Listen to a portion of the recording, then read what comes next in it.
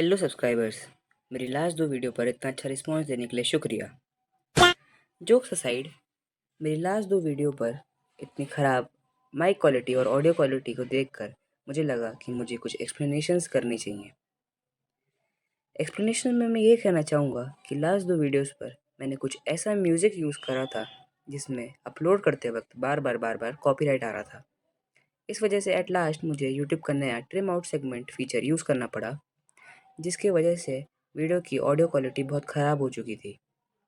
इसलिए मैं अपोलोजाइज़ करना चाहूँगा और मैं इस बार ट्राई करूँगा कि सारी क्वालिटीज़ एट बेस्ट रहे। तो वीडियो के टॉपिक को एक्सप्लोर करते हुए आज हम जानेंगे जुरासिक पार्क नॉवल की कहानी को। माइकल क्रिश्चियन के द्वारा लिखी गई जुरासिक पार्क नॉवल एक साइंस फिक्शन उपन्यास है जो 1990 में प्रकाशित हुई थी। यह कहानी जेनेटिक इंजीनियरिंग और कॉर्पोरेट लालच के खतरों को एक्सप्लोर करती है। कहानी एक काल्पनिक द्वीप आइसलैंड ऊबर पर सेट है, जहां जॉन हैमंड एक बायोलॉजिकल प्रिजर्व बनाता है जिसमें विलुप्त हो चुके डायनासोर्स को दोबारा जिंदा किया जाता है जेनेटिक क्लोनिंग की मदद से। लेकिन जब सब कुछ नियंत्रण से बाहर हो जाता है, तब एक भयानक एडवेंचर शुरू होता है। कहानी की शुरुआत कोस्टा रिका के पास एक द्वीप पर होती है, जहां एक कंस्ट्रक्शन वर्कर एक अजीब प्राणी को देखता है और उसके हमले का शिकार हो जाता है। यह एक अलार्म देने वाली घटना है जो कि संकेत करती है कि कुछ गलत होने वाला है। इसी बीच एक वैज्ञानिक टीम जेनेटिक प्रयोगों पर काम कर रही होती है, जिसमें डायनासोर्स की क्लोनिंग भी शामिल है।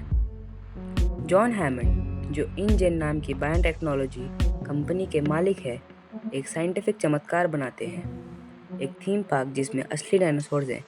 लेकिन उसका वकील डोनाल्ड गेनेरो निवेशकों की सुरक्षा चिंताओं को लेकर विशेषज्ञों की एक टीम को बुलाता है ताकि वे पार्क का आकलन कर सकें।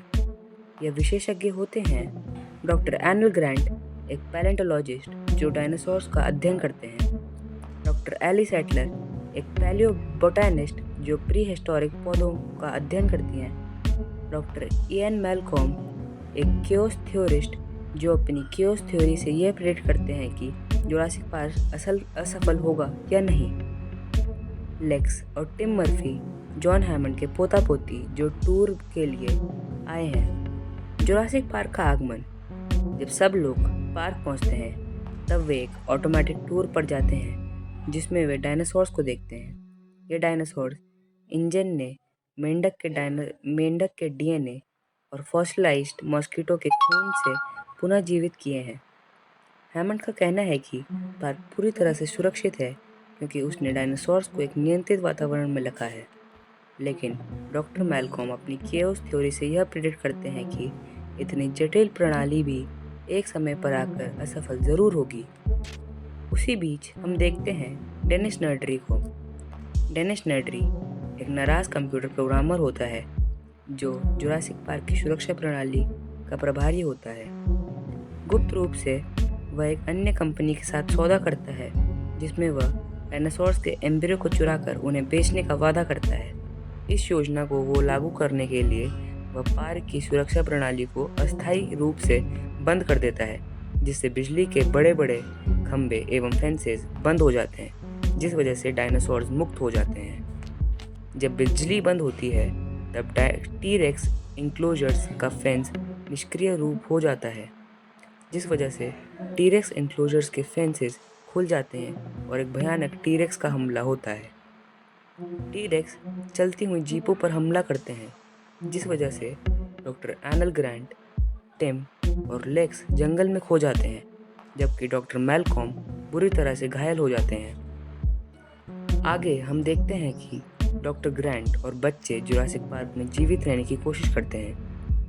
वे रैप्टर्स और अन्य डायनासोर से बचने के लिए एक सहायक एवं साहस से भरी हुई यात्रा पर निकलते हैं।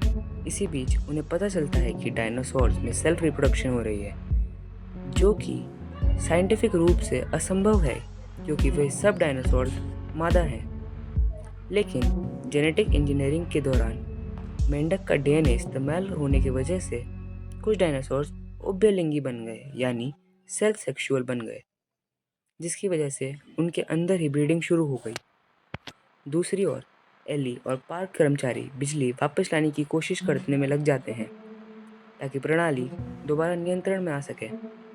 नेडरी जंगल में खो जाता है और एक डायलोफोसॉरस के हमले में मारा जाता है। जब ग्रैंट और बच्चे आखिरकार पार्क में वापस आने का रास्ता खोज ही लेते हैं, तब उन्हें बड़ा खतरा रैप्टर से होता है। रैप्टर जुरासिक पार्क के सबसे बुद्धिमान डायनासोर्स होते हैं और वे इंसानों का शिकार कर लेते हैं। लेक्स और टिम कंप्यूटर प्रणाली को रिबूट कर देते हैं, जिसकी वजह से पार्क में बिजली दोबारा आ जाती है।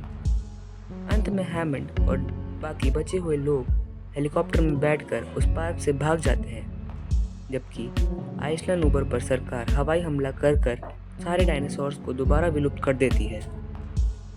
इस कहानी के कुछ मुख्य विषय ये हैं कि यह कहानी मानव लालच और विज्ञान का दुरुपयोग को दिखाती है। जॉन हैमंड की दृष्टिकोण तो बहुत अच्छा होता है, लेकिन वह नैतिक परिणामों को अनदेखा कर देता है। यह थीम दर्शाती है कि कैसे कॉर्पोरेट लालच और अनियंत्रित विज्ञान विनाशकारी परिणाम ला सकता है। डॉक्टर मैलकॉम की केओस थ्योरी भी यह पहले से ही प्रेडिक्ट कर लेती है कि जुरासिक पार्क जैसी जटिल प्रणाली भी एक समय पर आकर असफल होगी। उपन्यास का केंद्रीय विषय यह है कि कैसे प्रकृति इतना बल रखती है कि वो इंसानों का कभी भी विनाश कर दे। इंसान टेक्नोलॉजी के नाम पर चाहे कितनी भी तरक्की कर ले, लेकिन वह नेचर से कभी खिलवाड़ नहीं कर सकते, क्योंकि नेचर पे हमेशा उन्हें बर्बाद करने का एक तरीका ज़रूर होता है और नेचर हमेशा सबसे स्ट्रॉन्ग होती है। जुरासिक पार्क एक रोमांचक और विचारशील उपन्यास है जो साइंस फिक्शन और डायनासोर एक्सप्लोरेशन जैसे थीम्स को एक साथ लाता है। यह नॉवल साइंस फिक्शन और थ्रिलर से पैक्ड है। यह नॉवल अपने समय की इतनी बड़ी बेस्ट सेलर बनी थी कि इस नॉवल पर 1993 की द जुरासिक पार्क मूवी भी बनी थी। यह नॉवल यानी जुरासिक पार्क एवं the Jurassic park movie dinosaur adventure, exploration एवं साइंस फिक्शन जैसे टॉपिक्स में रुचि रखने वाले लोगों के बीच में एक बेस्ट सेलर उपन्यास की तरह प्रकाशित हुई। आपके क्या थॉट्स हैं इस मूवी एवं इस नॉवल यानी द जुरासिक पार्क के ऊपर? आपको इस वीडियो की ऑडियो क्वालिटी और वीडियो क्वालिटी कैसी लगी मुझे कमेंट्स में ज़रूर बताइए, और आगे वीडियोस के टॉपिक्स भी ज़रूर दीजिए ताकि मैं ऐसे ही कंटेंट आपको हर बार डिलीवर कर सकूं। बाकी thanks for watching, bye bye.